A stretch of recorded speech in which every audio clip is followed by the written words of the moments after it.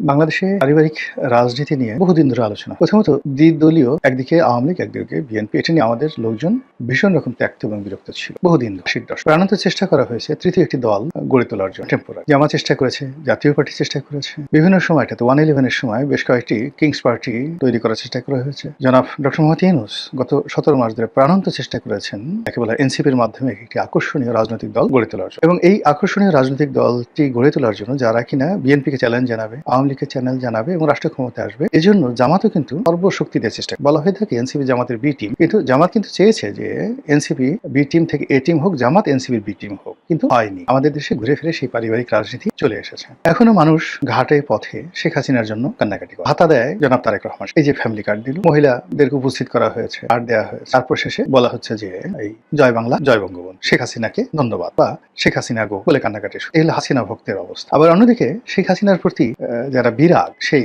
বিরাগ যারা আছে তাদের মধ্যে অনেকে আবার খালেদা জিয়াকে অসম্ভব পছন্দ। এইরকম খালেদা জিয়া এরকম একজন ভক্ত। তার কাছে মোহাম্মদ আরাফাত, সাবেক যে তথ্য প্রতিমন্ত্রী ছিলেন, তিনি যে গুলশান থেকে নির্বাচন করলেন, তো সেখানে গেলেন। তো তিনি খুব আগ্রহ নিয়ে সেই শেখ হাসিনার একটা ছবি দেখিয়ে বললেন যে বলেন তো খালাম্মা একে। সে মহিলা বলল এটা হলো হাসিনা মাগি। এখন ক্যামেরা চালানো, আরাফাত কি করবে, তাড়াতাড়ি বলে হায় আল্লাহ কয় কি, এই কথা কয় কি।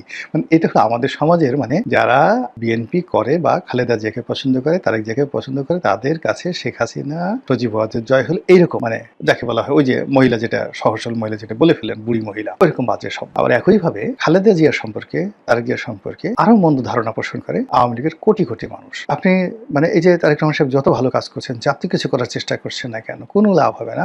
আওয়ামী লীগের লোকজন মরার আগেও বলবে যে শেখ হাসিনা যে কথাগুলো বলে গেছেন, মানে বেগম জিয়া সম্পর্কে বা তারেক জিয়া সম্পর্কে একই কথা তারা বলবেন, এবং তারা বলবেন মরে গেলেও বলবেন শেখ হাসিনা সঠিক আছে। এই যে একটা সমীকরণ, মেরুকরণ, এটা কিন্তু এরশাদ জমানাতে প্রবল আকার ধারণ করেছিল, এবং তখন থেকে কিন্তু মানুষ চেয়েছিল যে এই দুটো রাজনৈতিক দলের বাইরে তৃতীয় ধারা আসুক, এবং ৯০-র গণঅভ্যুত্থানের পরে যে ৩ জোটের যে রূপরেখা হয়েছিল, সেই রূপরেখা আসলে এই ব্যারিয়ারটা ভেঙে দেওয়ার চেষ্টা করা হয়েছিল, কিন্তু এটা হয়নি, আরো মজবুত হয়েছে। তো এখন বাংলাদেশে ঘুরে ফিরে এই দুটো পরিবারের রাজত্ব করে যাচ্ছে। আওয়ামী লীগ টানা ১৭ বছর ধরে শাসন করলো। আসলে আওয়ামী লীগ করেনি, এটা মূলত শেখ পরিবার করেছে। আওয়ামী লীগ শাসন করেনি, এটা মূলত গোপালগঞ্জ করেছে। আওয়ামী লীগ শাসন করেনি, মূলত এটা গ্রেটার ফরিদপুর করেছে, বা ফরিদপুর, বরিশাল, খুলনা বিভাগ করেছে, বাগেরহাট করেছে, শেখেলালের এলাকা করেছে, এরকম কথা বলা হয়ে থাকে। আবার এখন যে রাজনীতি চলছে, সেই রাজনীতিতে কুমিল্লা, ফেনী, বগুড়া রাজনীতি চলছে, দেশ চালাচ্ছে তারা। এখন বগুড়ার এটা ময়না পাখি, টিয়া পাখি, শালিক, সেও যদি এসে মানে আপনার সামনে এসে বলে এই আমার বাড়ি বগুড়া, একটা রয়্যাল বেঙ্গল টাইগারকে যদি বলে যে চুপ, এটা একটু শব্দ করবি না, মরে যায়,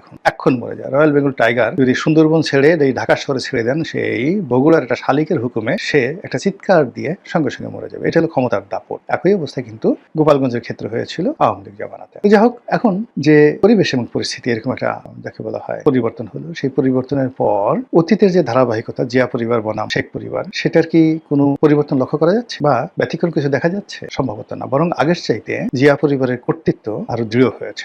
আগে বেগম জিয়া কখনোই তার পরিবারকে সামনে আনতেন না, জিয়াউর রহমান তো আনতেন, একেবারে আনতেন না, কিন্তু এখন আপনি দেখুন যে জামাল রহমান সামনে চলে আসছেন, শর্মিলা আহমেদ কোকর যে স্ত্রী তিনি আসছেন, তারপর সেই যাকে বলা হয় তারেক রহমান সাহেবের যে ওয়াইফ, তিনি সামনে চলে আসছেন, ডাক্তার জুবাইদা রহমান। এর বাইরে জুবাইদা রহমানের মা, তিনিও সামনে আসছেন, ফ্রন্ট লাইনে চলে আসছেন।